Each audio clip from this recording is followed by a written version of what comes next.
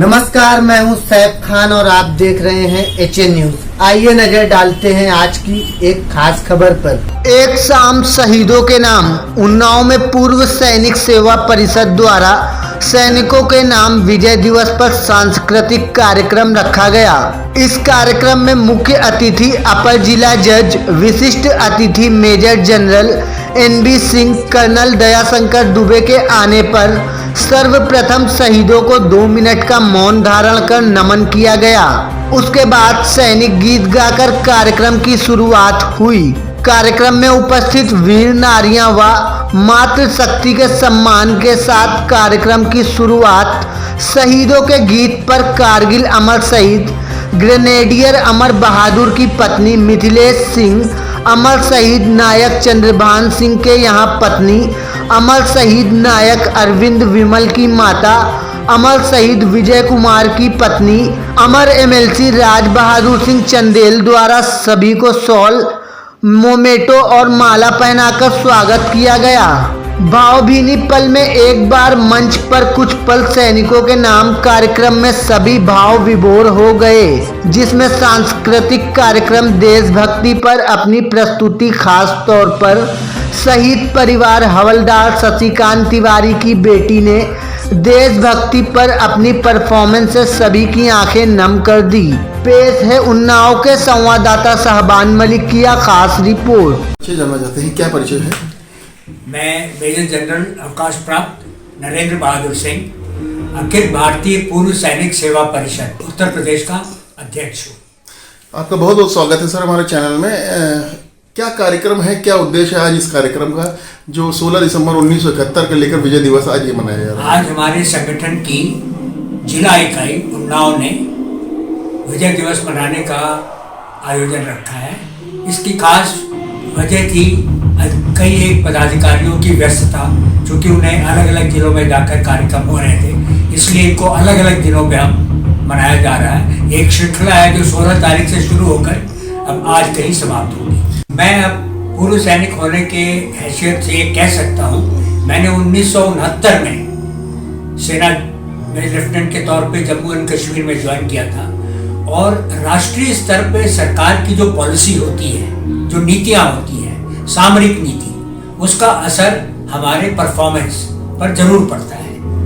हमारी पुरानी नीतियाँ जो थी वो बहुत ही डिफेंसिव थी, संकोच से भरी हुई थी। हमेशा सवाल खड़े होते थे शायद नीतिकारों के दिमाग में कि अगर हम ऐसा करें तो पता नहीं क्या हो जाएगा। लेकिन अब पिछले 5-6 सालों में जो सरकार आई है, उसने वो दूरदर्शिता दिखाई है कि आपकी रक्षा के लिए सबसे अच्छा हथियार है ऑफेंसिव, मतलब आपको आक्रामक होना ही होगा।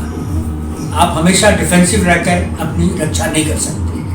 तो इस नज़रिए से हम देखते हैं कि ये सेना के लिए मनोबल बढ़ाने के लिए और देशवासियों में वो राष्ट्र भावना जागृत करने के लिए कि हम देश कमज़ोर नहीं है, हमें अब हम पर कोई आंख उठाएगा तो हम उसका मुंहतोड़ जवाब दे सकते हैं। इन सब उद्देश्यों की पूर्ति के लिए ये बहुत अच्छे अनुभव हुए हैं। जो पिछला सवाल था आपका, उसी से मिलता जुलता इसका भी जवाब है। जब हमारी राष्ट्रीय नीति सकारात्मक और ऑफेंसिव होती है तो उसका हमारे जो प्रतिकार करने वाले दुश्मन हैं उनके ऊपर, उनकी सोच पे भी पड़ता है। वो समझते हैं कि अब भारत सोता नहीं है, अब वो कुछ अगर उल्टे कदम हमारे खिलाफ उठाएंगे तो हम उससे बढ़कर जवाब देंगे।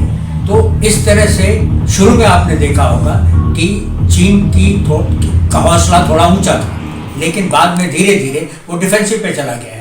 हमने युद्धाभास मालवार किया, साउथ चाइना सी में उनके घर में घुस के किया, ऑस्ट्रेलिया के साथ किया, वियतनाम के साथ अभी पिछले हफ्तों में किया, और वो चुपचाप देखता रहा।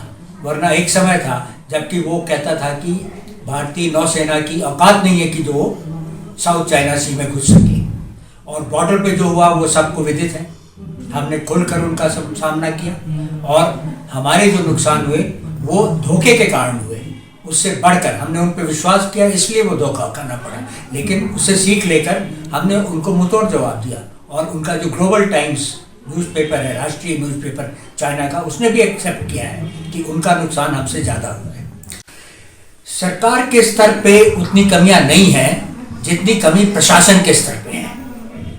हमारे ज़्यादा से ज़्यादा पूर्व सैनिक, उनके परिवार या शहीदों के आश्रितों के जो समस्याएं हैं वो स्थानीय स्तर पे प्रशासन, पुलिस प्रशासन और सिविल प्रशासन दोनों अगर उनको सहानुभूति के नज़रिए से देखे और उचित प्रावधान करे तो हमें कोई समस्या नहीं रहेगी। लेकिन अक्सर देखने में आता है कि कई जगह पर प्रशासनिक अधिकारी उतना तवज्जो नहीं देते हैं जितना उन्हें देना चाहिए। और मैं कहूँ, सवाल पैदा होता है कि क्यों स्पेशल प्रोविज़न हमारे लिए हो?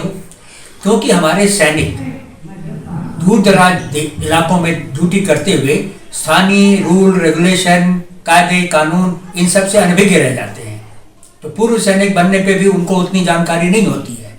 तो उनको चक्कर में घुमाने से की बजाय उनको सही सलाह देकर उनकी समस्या का निवारण करना स्थानीय प्रशासन, पुलिस प्रशासन, इनका मैं समझता हूँ कि कर्तव्य होना चाहिए।